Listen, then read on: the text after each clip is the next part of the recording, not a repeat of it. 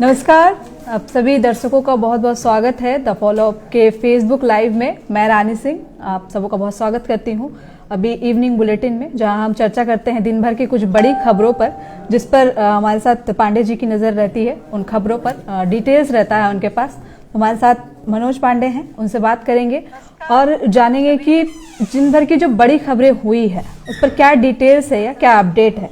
सबसे पहले तो 31 जनवरी तक लॉकडाउन कहें या फिर सेमी लॉकडाउन कहें, उसे एक्सटेंड किया गया है, उस पर चर्चा करेंगे। पांडे जी, क्या अपडेट है? 31 जनवरी तक जो पाबंदियां थी उसे बढ़ा दिया गया है, इसमें क्या अपडेट आगे आया है? देखिए, अभी जो आपदा प्रबंधन की पिछली बार जो बैठक हुई थी, तो कोरोना नतीजे को देखकर 15 जनवरी तक उसको राज्य में लागू किया गया था कि दुकानें 8 बजे तक खुलेंगी, रेस्टोरेंट वगैरह जो बाकी समय में निर्धारित समय में खुलेगा, स्कूल कॉलेजेस बंद रहेंगे, ऑनलाइन क्लासेस शुरू रहेंगी।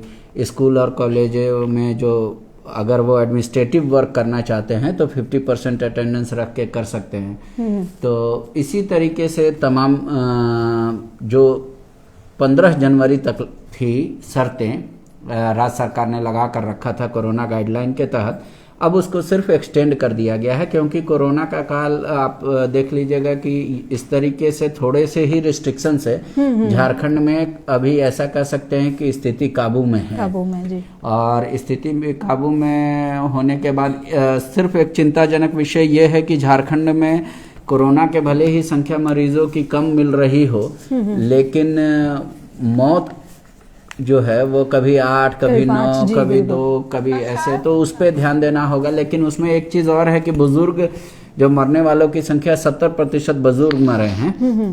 तो जो लोग खासकर डायबिटिक हो या पूर्व बीमारी से ग्रसित हो, बीपी वगैरह हो, उनको खासा ध्यान देना होगा। तो इसको लेकर मेरी अपेक्षा रहेगी कि भाई स्वास्थ्य विभाग कम से कम एक सर्कुलर जारी कर दे कि बीपी पेशेंट या कोई शुगर पेशेंट या पुराने जो इन बीमारियों से अगर आप ग्रसित हैं तो क्या प्रिकॉशन लेना चाहिए और कैसे अपने आप को बचाना चाहिए। लेकिन अब जो सरकार ने कहा है कि आज जो जारी हुआ आपदा प्रबंधन विभाग की तरफ से कि सिर्फ इसको एक्सटेंड कर दिया गया है, मतलब राज्य में जैसे पहले 1 जनवरी से लेकर 15 जनवरी तक मतलब लोग ने एक्ट किया, उसी तरीके से अब 31 जनवरी तक सेम सारी शर्तें लागू रहेंगी। उसके बाद हमको लगता है कि आपदा प्रबंधन की बैठक होगी तो फरवरी माह में फिर नतीजा दिखेगा। लेकिन इस सब के बीच आपको एक चीज ध्यान देना होगा कि उधर जो 5 राज्यों में इलेक्शन हो रहे हैं उसमें भी 15 जनवरी तक ही था कि आप रोड शो नहीं कर सकते, रैली नहीं कर सकते।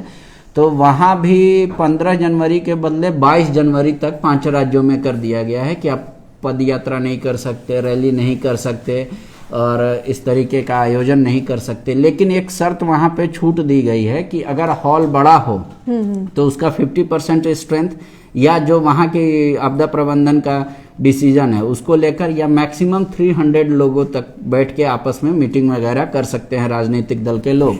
तो ये एक 5 राज्यों के लिए है कोरोना गाइडलाइन के तहत जो आएंगे। तो झारखंड के लोग जैसे थे वैसे ही रहे और जो जिन सरकार की शर्तों का नियमों का पालन कर रहे थे वो करें और ज्यादातर लोग अधिक मास्क लगाए, ये एक बेहद जरूरी है जी। मीन्स जो पाबंदियां लगाई गई थी उसके तहत लोगों में मीन्स कोरोना का बहुत ज्यादा प्रचार नहीं हो रहा है। मीन्स कह सकते हैं कि संक्रमण जो है तेजी नहीं फैल रहा है हमारे झारखंड और कंट्रोल में है। तो इसलिए फिर से 15 दिन के लिए इसको और बढ़ाया गया है ताकि लोग जो है बचाव कर सकें अपने आप का। एक मामला कल इरफान अंसारी ने, जामताड़ा विधायक इरफान अंसारी ने एक बयान जारी किया था, वीडियो जारी करते हुए कि कंगना रनौत की जो गाल से भी ज्यादा चिकनी सड़कें जो है जामताड़ा में बनाई जाएगी। देखिए, इरफान अंसारी ऐसे विधायक हैं जो अपनी बात को लेकर या अपने बयान को लेकर हमेशा सुर्खियों में रहते हैं। और ये अमूमन आप देखिए इस राजनीति को समझिए। जामताड़ा विधायक ने वहां के स्थानीय अखबार में विज्ञापन देकर ये बताया है लोगों को, जिसमें उन्होंने मुख्यमंत्री का फोटो लगाया है, अपने पिता का फोटो लगाया है, अपना फोटो लगाया है कि भाई फलना फलना फलना सड़कें बनेंगी। तो अब ये समझिए कि अगर ये सड़कें आमतौर पे बन जाती तो चर्चा में नहीं आता जी। तो इसलिए एक बेतुका बयान दे दिया जिसकी हर तरफ निंदा हो रही जी, है। अब इस पे राजनीति भी शुरू हो गई है। राजनीति लोग बीजेपी ने जी। कहा कि माफी मांगी, माफी आसिफ मांगी। लकड़ा ने उनको बकायदा प्रेस विज्ञप्ति जारी करके माफी मांगने को कहा। उसी तरीके से कई जो लोग हैं वो प्रतिक्रियाएं दे रहे हैं, उनको फोन कर रहे हैं और यूं कहे कि भला बुरा भी कह रहे हैं और फिर वापस वो भी रिस्पॉन्ड कर रहे हैं। तो लेकिन इस तरीके से चीजों से बचना चाहिए। आपको याद होगा कुछ दिन पहले भी उन्होंने कहा था कि प्रधानमंत्री को अगर डर लगता है तो पाकिस्तान चले जाए, पाकिस्तान भेज देंगे। तो ये इस तरीके की बयान से ही वो समझते हैं कि किस तरीके से मीडिया में बना रहना चाहिए, या उनको वो समझ में आता होगा कि मेरा इस बयान से हमको राजनीतिक लाभ मिलता है, या अब उस बयान की वजह से ही सड़कों का नाम लिया जा रहा है कि अरे भाई कौन सा सड़क था, तो चर्चा में है, चर्चा में है। तो अब क्या उनके साइकोलॉजी दिमाग में काम करती है इस तरीके का बयान देने पे, लेकिन वो आमतौर पे इस तरीके का बयान देते रहते हैं। लेकिन अब जो है वो पिछले 2 बयान को आप ध्यान में देखें तो उनकी निंदा हो रही है इस तरीके के बयान को लेकर। आपको याद होगा कि बहुत वर्ष पहले जब ये कहा जाता था कि लालू यादव ने भी इसी तरीके का बयान दे दिया था, हाँ, कि ऐसा सड़क बनाएंगे, ये करेंगे, वो करेंगे। उसमें बहुत ज्यादा उनकी भी किरकिरी हुई थी। फिर उस तरीके का प्रकरण क्यों ये कर रहे हैं, खैर उनकी राजनीतिक समझ है।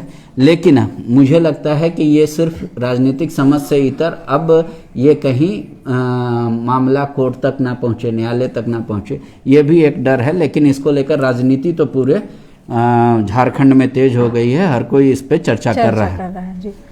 चलिए, इरफान अंसारी अक्सर अपनी बयानबाजियों की वजह से सुर्खियों में बने ही रहते हैं और इस बार उन्होंने कंगना रनौत फिल्म एक्ट्रेस को लेकर ये विवादित बयान दिया है। अब इस पर चर्चाएं शुरू हो गई है, आगे क्या क्या होता है इस पर वो समय के ऊपर छोड़ देते हैं, हम देखते हैं आगे क्या होता है।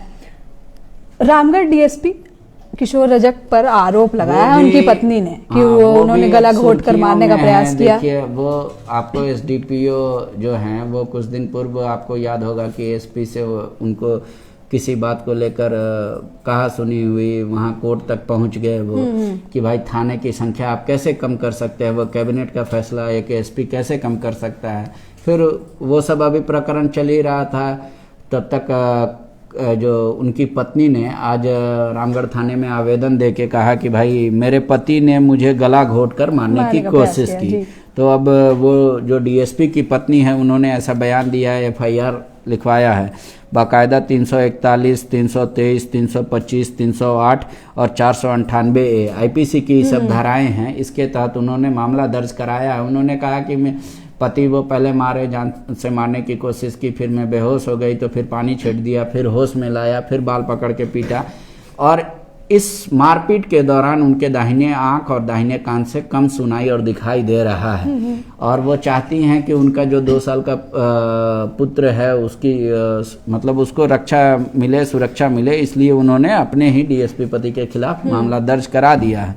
अब देखिए पुलिस इसमें क्या एक्ट करती है। पुलिस थाना प्रभारी तो सीधे तौर पे पहले वो इन्वेस्टिगेट करेंगे या हायर अथॉरिटी से उनको क्या निर्देश मिलता है कि कैसे उस केस में आगे बढ़ा जाए, ये सब मामला देखने को मिलेगा। जी, अब थोड़े झारखंड के मौसम पर ध्यान देते हैं, क्योंकि आज तक राजस्थानी पश्चिमी विक्षोभ जो था वो उसके कारण बारिश हो रही थी, बादल छाए हुए थे। अब कल से झारखंड का मौसम कैसा रहेगा? मौसम मिजाज बदलने वाला है या फिर? सबसे बेहद जरूरी है कि आम लोग भी सतर्क रहें और उससे भी ज्यादा जिला प्रशासन सतर्क रहे, क्योंकि अगले 19 तारीख तक ये मानकर चला जा रहा है कि मौसम में जो तापमान है उसमें गिरावट जारी रहेगी। उसके अलावा जो है धुंध छाए रहेंगे, कोहरा छाए रहेंगे, तो ठंड बढ़ेगी। तो इस ठंड से सबसे ज्यादा अगर किसी को परेशानी होती है तो वो है कि गरीबों को। तो अलाव की व्यवस्था कहाँ तक हो पा रही है या जिला प्रशासन ने कंबल वितरण का कहाँ तक काम को बढ़ाया है, उस पर मुख्यमंत्री को भी ध्यान देना चाहिए और बाकायदा चीफ सेक्रेटरी को आदेश जारी करना चाहिए कि जितना जल्द हो जिला प्रशासन हर चौक चौराहा पर अलाव की व्यवस्था करा दे, गरीबों में कंबल वितरण कर दे। हालांकि राजनीतिक दल के लोग, नेता लोग और कई सामाजिक संगठन ऐसा कर रहे हैं, लेकिन कोशिश करनी है। चूंकि तापमान में बताया जा रहा है कि 4 डिग्री सेल्सियस तक और कमी आएगी, तो इसका मतलब भीषण ठंड रहेगी। और इस ठंड के दौरान खासकर बुजुर्गों को, बच्चों को मतलब बचाना होगा, अपने आप को सुरक्षित रखना होगा, गरीबों को रखना होगा। तो ये सरकार का और समाज दोनों का दायित्व बनता है कि किसी तरह की अप्रिय घटना कहीं से ना सुनाई दे कि कोई ठंड की वजह से मर गया, तो इसका खासा ख्याल रखना होगा। खासकर रोड सेफ्टी डिपार्टमेंट को भी ध्यान देना होगा कि अगर धुंध रहेंगी तो आप देखेंगे पिछले 15 दिनों में कई गाड़ियां आमने सामने से टकरा गई, कई गाड़ियां तेज रफ्तार में चल रही हैं। तो उसको लेकर अगर क्या फॉग लाइट का इस्तेमाल हो रहा है कि नहीं हो रहा है, रफ्तार कितनी रखनी चाहिए विजिबिलिटी के अनुसार, तो मुझे लगता है कि नेशनल हाईवे, स्टेट हाईवे पे भी रोड सेफ्टी डिपार्टमेंट को ध्यान देना चाहिए इन 4 दिनों में खासकर। और जैसे फिर बताया जा रहा है कि 20 के बाद मौसम में थोड़ी राहत मिलेगी मौसम से, तो लोग उसके बाद फिर ध्यान देंगे। लेकिन अभी तो फिलहाल ये है कि सरकार को इस मौसम से, क्योंकि एक मौसम व्यापक रूप से असर करेगा और खासकर ग्रामीण और शहरी क्षेत्र में दोनों जगह, हर जगह जब इस तरीके का प्रकोप दिखेगा तो ठंड से बचाव बेहद जरूरी है। जी, एक वीडियो आज फॉलो अप में भी एक वीडियो चला गोड्डा के पूर्व विधायक संजय यादव का, जिस तरह से उन्होंने जो बातें कही हैं, क्या लगता है कहाँ तक सच्चाई है? संजय यादव आरजेडी के एक बड़े नेता झारखंड में, बिल्कुल। उनके कई रिश्तेदार बिहार में भी आरजेडी से ताल्लुकात रखते हैं और वो जनप्रतिनिधि भी हैं। तो 2 साल तक तो यहाँ यूं कहे कि सरकार चलती रही, कभी कोरोना का नाम लेके, कभी कुछ का नाम लेके। लेकिन जैसे जैसे परिस्थितियां ठीक हो रही हैं, तो आपको याद होगा कि पहले कांग्रेस के विधायकों ने सुगबुगाहट शुरू किया कि भाई बीडीओ और सीओ तो कम से कम पूछ के बाद आइए, क्योंकि हम अपने जिले में चाहते हैं अच्छे अफसर जाए, जहां काम हो सके हम काम करा सके, इसलिए हमारा सुना जाए, सरकार में सुना नहीं जा रहा है। तो उसी प्रकरण में इस बार पहली बार आधिकारिक तौर पे आरजेडी ने भी मुखर होके बयान दिया है। और मतलब इस कद के नेता, पूर्व कमेटी में, अभी तो खैर कमेटी भंग है आरजेडी की, पूर्व कमेटी में वो महासचिव रहे हैं। और संजय यादव को संथाल में माना जाता है कि आरजेडी का एक बहुत बड़ा चेहरा है। पलामू ओलामू में भी जाते प्रचार करने, लालू यादव से भी उनका काफी व्यक्तिगत संबंध है। और तेजस्वी यादव का जो कार्यक्रम था कि पहले कोरोना से पहले आपको याद होगा कि हर महीने आएंगे, तो वो सब निर्धारण करने में इनकी बहुत बड़ी भूमिका रही। तो उन्होंने मंच से सीधा संबोधन में ये कह दिया जो उनकी पीड़ा थी कि मुझे जो नहीं कहना चाहिए था, लेकिन आज मैं मुंह खोल के कह रहा हूं। आप समझ सकते हैं कि आदमी उसी समय अपनी पीड़ा को बयां करता है जब उसकी पीड़ा असहनीय हो जाती है। तो उन्होंने साफ कहा कि जिस मंत्री के लिए मधुपुर में हम लोग ने हेलीकॉप्टर भेजा और तेजस्वी जी को बुलाया, इतनी मेहनत की, दिन रात लगाया, वो भी नहीं बात मानते हैं। गोड्डा में कमेटी बना दिया, जिसको मन उसको पोस्टिंग कर दिया। बात ही बात में उन्होंने एक गंभीर आरोप सरकार के मंत्रियों पर लगा दिया कि आप पैसा लेन देन के चक्कर में खाली मत कर दीजिए ट्रांसफर पोस्टिंग। यानी वो कह रहे हैं सीधे तौर पे कि राज्य में वर्तमान में जो मंत्री हैं या जो तबादले हो रहे हैं उसमें लेन देन चल रहा है। वो मतलब वो जो भाषा है वो विपक्ष की भाषा है। यूं कहे कि बीजेपी आरोप लगाते रही है कि भाई ट्रांसफर उद्योग का धंधा के तौर पे देखा रहा है। तो वो आप संजय यादव भी कह रहे हैं कि भाई इस तरीके की बात आप लोग मत कहिए। कम से कम कमेटी या मतलब जो जिस क्षेत्र में जो दल काम कर रहा है उनके पूर्व विधायकों से या उनके जनप्रतिनिधियों से भी राय ले लीजिए, ताकि प्रखंड और जिला बेहतर तरीके से चल सके, सरकार की योजनाएं पहुंच सके, विकास हो सके। तो इस बात की वो पीड़ा थी जो वो छलक आई संजय यादव के जुबान से। तो लेकिन अभी ये, हालांकि ये बयान कुछ दिन पूर्व का है, लेकिन अब ये वीडियो वायरल हो रहा है धीरे धीरे, और ये वीडियो मतलब हर कोई देख रहा है और ये समझने की कोशिश कर रहा है कि कल तक जो कांग्रेस कह रही थी अब वो आरजेडी भी कह रही है। तो क्या ये वाकई में जो वर्तमान में सरकार है आरजेडी, कांग्रेस और जेएमएम की, इन तीनों में एक समन्वय जो स्थापित होना चाहिए था वो पूर्ण रूप से नहीं हो पाया?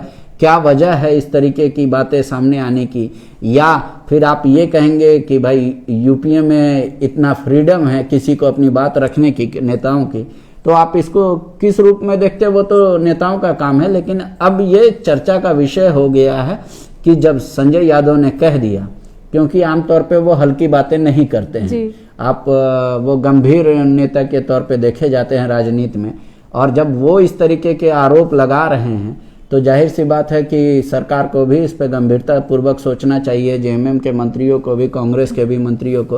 और वो कह रहे हैं कि ऐसा नहीं है कि हम एक हैं संख्या में इसलिए आप बता रहे हैं, मतलब उनके एक विधायक ही जीते हैं जो वर्तमान में मंत्री भी है।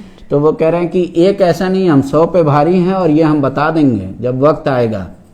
तो उनका इशारा ये था कि भाई अगर हम खेल बना नहीं सकते तो खेल बिगाड़ने में माहिर है, इस बात का ख्याल रखा जाए वर्तमान समय में। मतलब आरजेडी की उपेक्षा जो हो रही है वो उपेक्षा वो नहीं चाह रहे हैं कि वर्तमान समय में हो जी। इसलिए इस तरीके के बयान आ रहे हैं। अब तो ये काफी वायरल हो चुका है। अच्छा, अभी राजेश ठाकुर की अध्यक्षता में 20 सूत्री कमेटी का गठन किया गया, ताजा मामला है।